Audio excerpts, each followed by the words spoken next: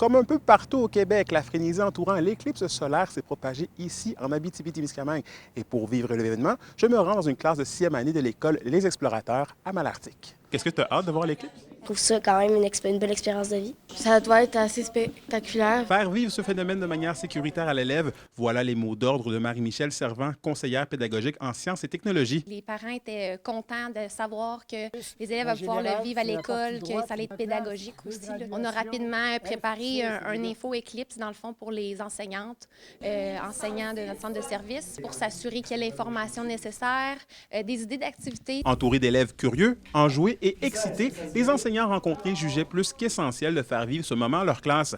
L'observation de l'éclipse partielle se fait au cas par cas dans les différentes écoles et classes du centre de service scolaire. C'est un contexte signifiant parce que c'est un apprentissage qu'on peut faire dans la vie de tous les jours, mais là, il va vraiment y avoir une éclipse, on va vraiment pouvoir l'observer. C'est important de les sensibiliser par rapport à la sécurité, mais aussi par rapport à la beauté de l'événement. Quand ils vont la vivre, ils vont savoir ce qui se passe. Ils vont ressentir les émotions qu'on peut sentir dans une éclipse en voyant la luminosité chuter petit à petit. Des apprentissages bien assimilés par les astrophysiciens en herbe. Au début, je savais pas que la Lune cachait le Soleil. Là, je viens juste d'apprendre qu'il y a plusieurs sections. Genre une section beaucoup noire, une section moins noire, puis une section totalement genre normale. Il y avait juste un truc que je savais pas, c'est qu'il y avait une partielle puis il y avait une totale. Au coup de 15h23, le moment tant attendu arrive. On baisse la tête, deux, on fait quoi?